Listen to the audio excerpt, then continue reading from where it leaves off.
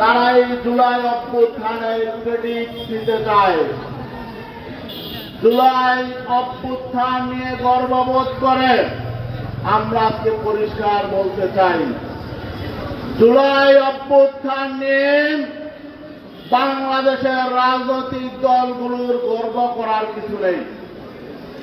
জুলাই অভ্যুত্থান নিয়ে, জুলাই বিপ্লব নিয়ে বরং বাংলাদেশের রাজনৈতিক দলগুলোর লজ্জা হওয়া উচিত।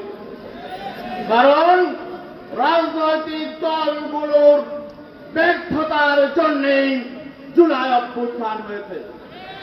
হ্যাঁ, বিগত 15-16 বছর রাজনৈতিক দলগুলো নির্যাতিত হয়েছে, নিপীড়িত হয়েছে, কিন্তু এই ফ্যাসিবাদ বিরোধী আন্দোলনে জনগণকে সম্পৃক্ত করতে পারে নাই, অভ্যুত্থান তৈরি করতে পারে নাই। তার কারণ হল জনগণ এই রাজনৈতিক দলগুলোর প্রতি আস্থাশীল ছিল না।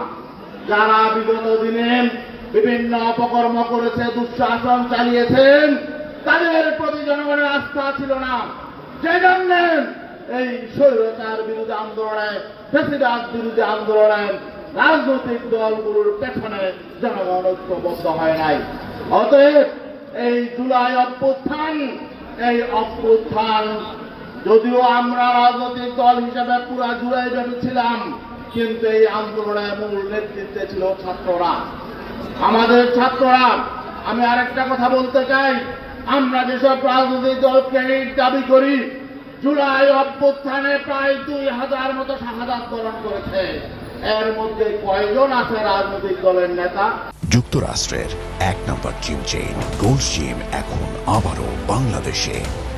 বসুন্ধরা আবাসিক এলাকা ও বসুন্ধরা সিটি শপিং মলে প্রায় 3000 আহত হয়েছে, পঙ্গু হয়েছে, চক্ষু হারিয়েছে। এর মধ্যে কয়জন আছে রাজনৈতিক দলের নেতা? অতএব রাজনৈতিক দলগুলোকে আমি মনে করি লজ্জিত হওয়া উচিত। আমাদের সন্তানরা, ছাত্ররা, তারা, শিশুরা কেন জীবন দিল, এই জন্য রাজনৈতিক দলগুলোকে জবাবদিহিতার মুখোমুখি আনা উচিত। আজকে অনেকে বলে আবার 111 হবে, অনেকে আবার প্রচার করেন সেনা অভ্যুত্থান হবে, সেনা কু হবে। দেশ থেকে বিদেশ থেকে এমন কিছু প্রচারণা জনগণকে বিভ্রান্ত করার জন্য চালানো হয়। আমরা পরিষ্কার বলতে চাই, বাংলাদেশের বর্তমান সেনাবাহিনী তারা একটি পেশাদার বাহিনী। এটা আমরা পরিচয় পেয়েছি এই গত বছর আগস্টের 5 তারিখ।